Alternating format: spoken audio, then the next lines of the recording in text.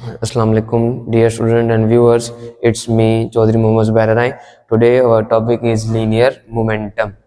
So what is linear momentum? हम इस video में जानेंगे कि जो हमारी मोमेंटम है वो होती क्या चीज़ है।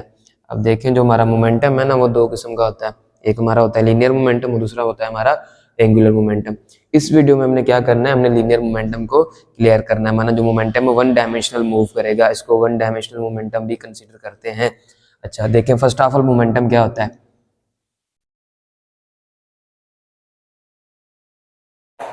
सिंपली मोमेंटम लफ्ज का मतलब होता है कि हम क्या चीज कर सकते हैं, टोटल पोटेंशियल हमारे पास कितना है किसी चीज को करने, उस चीज को हम क्या बोलते हैं, कितनी स्पीड के साथ वो काम कर सकते हैं। इस चीज का नाम क्या होता है, इस चीज का नाम होता है हमारे पास मोमेंटम। अच्छा, अब फिजिक्स की लैंग्वेज में मोमेंटम का मतलब क्या होता है। फिजिक्स में इस मोमेंटम लफ्ज का मतलब होता है total amount of velocity present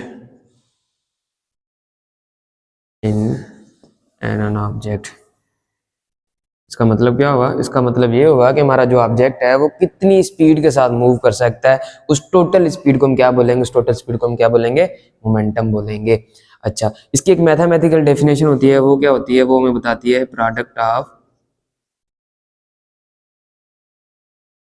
mass and velocity is momentum, is momentum.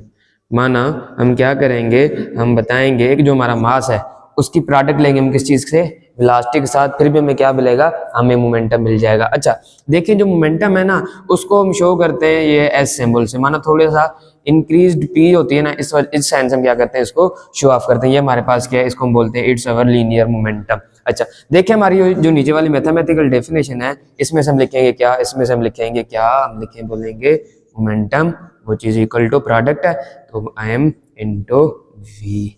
ये हमारा क्या बना, हमारा एक फार्मूला बन गया किस लिमिट में, हमारा मैथमेटिकल टर्म। इसको हम क्या बोलते हैं, इसको बोलेंगे, ये हमारे पास क्या है, ये हमारे पास मैथमेटिकल डेफिनेशन है इस चीज की, मोमेंटम की। अच्छा, मोमेंटम आप देखें यूनिट लेते हैं और इसका एक और डेरिवेशन है, इसकी रिलेशन है किस चीज के साथ, हमारे न्यूटन के सेकंड लॉ के साथ। अच्छा देखें, अब हम क्या करेंगे सर, इसमें से हमने यूनिट लिखा है, डेफिनेशन हमारी क्लियर होगी ना।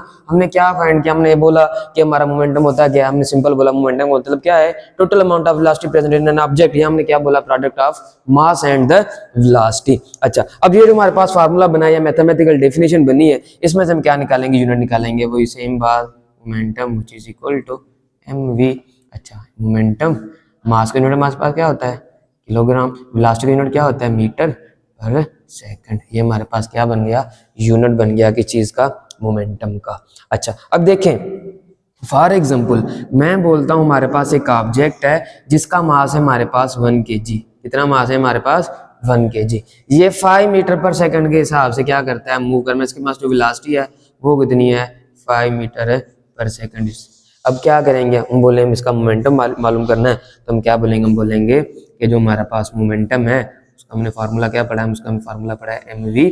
तो हम क्या बोलेंगे, रो मास हमारे पास कितना, 1 kg, यूनिट नहीं लिखेंगे, वेलोसिटी का यूनिट क्या है हमारे पास 5, तो हम क्या लिखेंगे, लिखेंगे इधर 1 इंटू 5 हमारे पास जो यूनिट है वो क्या आता है, किलोग्राम मीटर पर सेकंड। ये हमारे पास क्या आ गया, इसका मोमेंटम आ गया। इसका मतलब है जो हमारा 1 kg ऑब्जेक्ट है वो कितने मोमेंटम के साथ मूव करेगा, वो 5 kg किलोमीटर पर सेकंड स्क्वायर के साथ क्या करेगा, मूव करेगा।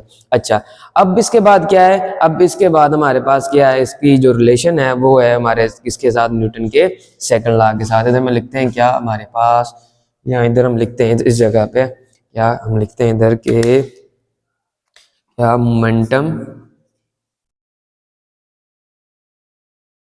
In terms of Newton's second law.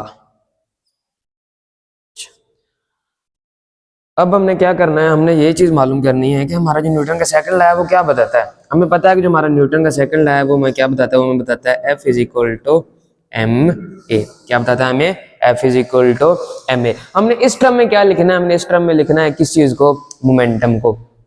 अच्छा, एक हमने छोटी सी बात पढ़ी होगी 9th क्लास में या बेसिक हमने पढ़ा होगा, क्या एक्सीलरेशन वो हमारे किस चीज के बराबर होती है, वो हमारे पास बराबर होती है change in velocity with the change of time या विथ टाइम।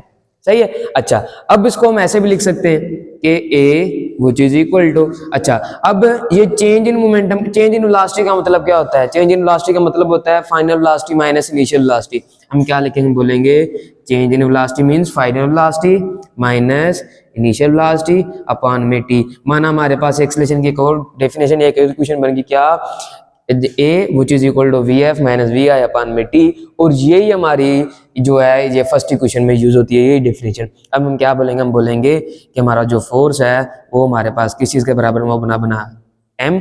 अच्छा, एक ही जगह हम क्या लिखेंगे, ये जो हमारी इक्वेशन बनी है हमने इसको उठा के लिख देना, क्या लिखना है, हमने लिखना है V F minus V I upon में क्या लिखना है, हमने टी लिखना है। अच्छा, ये जो एम है ये क्या कर रहा है, ऊपर सारों के साथ मल्टीप्लाई कर रहा है, हम इसको कैसे लिखेंगे, हम इसको बोलेंगे F which is equal to M V F minus M V I upon में क्या होगा, टी के बराबर होगा।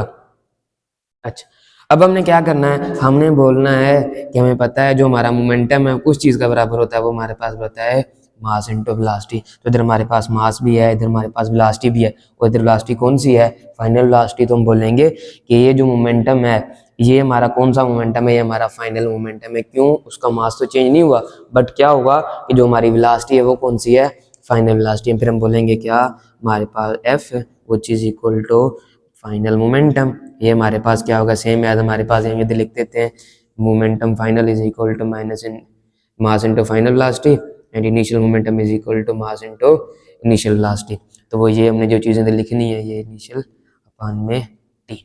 अच्छा, इधर देखें जो हमारी इक्वेशन क्या बन गई, इधर हमारे पास बनी इक्वेशन ये कि जो हमारा फोर्स है वो हमारा बराबर हो रहा है किस चीज के, final momentum minus initial momentum upon में टाइम। अच्छा, थोड़ी देर पहले हमने किस चीज क्या पढ़ा, हमने पढ़ा कि ये जो चेंज इन वेलोसिटी है ये बराबर होती है फाइनल माइनस इनिशियल। माना चेंज का मतलब क्या होता है, चेंज का मतलब क्या होता है कि पहले क्या था अब क्या आया है। माना इस वजह फॉर एग्जांपल हमारे पास 10 रुपए हैं, हमने 20 रुपए हमारे पास और किसी कहीं से आ गए, तो हमारे पास क्या बन गए, हमारे पास 25 रुपए बन गए। हम क्या करेंगे, हम ऐसे करेंगे कि बोलेंगे पहले हमारे पास कितने थे, 5 थे, अब कितने हमारे पास, अब हमारे पास 25 रुपए। हम क्या करेंगे, 25 में से 5 को माइनस करेंगे, हमारे पास क्या बनेगा, 20 आ जाएगा। हम बोलेंगे 20 का हमारे पास क्या है, ये हमारे पास डिफरेंस आ गया। अब हमने क्या करना है, इधर हम बोलेंगे जो एफ है ये देखिए ये मोमेंटम का फाइनल माइनस इनिशियल मोमेंटम, बोलेंगे चेंज इन मोमेंटम अपॉन में टाइम। ये इतनी बात क्लियर हुई। फिर हम क्या बोलेंगे, हम बोलेंगे ये जो टी है इधर क्या कर रहा है, डिवाइड कर रहा है, इज इक्वल टू दूसरी साइड पे क्या करेगा, जाके मल्टीप्लाई करेगा। तो फिर हम बोलेंगे ये जो हमारा चेंज इन मोमेंटम है वो किस चीज के बराबर हुआ, एफ इंटू टी के बराबर हुआ। एक हमारे पास ये भी डेफिनेशन बन गई। ये डेफिनेशन क्या हमारे पास बनी, ये हमें बता रहा है कि product of force and time is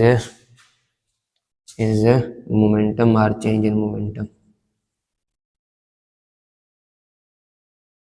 सही है, हमारे पास कितनी डेफिनेशन बन गई, 3 डेफिनेशन बन गई। अच्छा, एक और बात, जब हमारा ऑब्जेक्ट किस में होगा, रेस्ट में होगा। ऑब्जेक्ट किस चीज में होगा, रेस्ट में होगा, तो उस ऑब्जेक्ट का मोमेंटम कितना होगा, उस ऑब्जेक्ट का मोमेंटम कितना होगा, उस ऑब्जेक्ट का मोमेंटम होगा 0। वजह, उसकी वजह ये है कि जब हमारा ऑब्जेक्ट रेस्ट में होता है तो उसकी वेलोसिटी क्या होती है, 0 होती है। फॉर एग्जाम्पल ये मार्कर है, ये मेरे हाथ पे पड़ा हुआ है, तो इसका मोमेंटम कितना होगा, इसका मोमेंटम होगा कितना, 0। क्यों, इसके पास मास है, फॉर एग्जाम्पल 1 kg मास है इसका, बट इसके पास वेलोसिटी तो नहीं है ना, ये किस चीज का मूव तो नहीं कर रहा, तो क्या बोलेंगे इसका जो मोमेंटम वो कितना है, 0 है। अच्छा देखें, आप तो बोलोगे सर इसका जो मैंने पढ़ा है फार्मूला, उसमें फार्मूला में क्या बोला है, हमने पढ़ा momentum is equal to mass into velocity. जब हम बोल रहे हैं कि कोई ऑब्जेक्ट, ऑब्जेक्ट का मतलब होता है मैटर, और मैटर की जो बेसिक नीड है या बेसिक प्रॉपर्टी वो क्या होती है, मास। हम बोलते हैं mass is the basic property of matter. तो माना मोमेंटम में मास का 0 होना कोई माना पॉसिबिलिटी नहीं है, इमेजिनेशन कर सकते हैं कोई ऑब्जेक्ट उसका मास 0 है, बट हम वेलोसिटी वाली बात कर सकते हैं। माना जब हमारा ऑब्जेक्ट किस में होगा, रेस्ट में होगा, तब उसका मोमेंटम कितना होगा, 0 होगा। उम्मीद है कि आपको वीडियो अच्छी लगी होगी। हमारे चैनल को सब्सक्राइब करें और अल्लाह आपको खुश रखे, आमीन।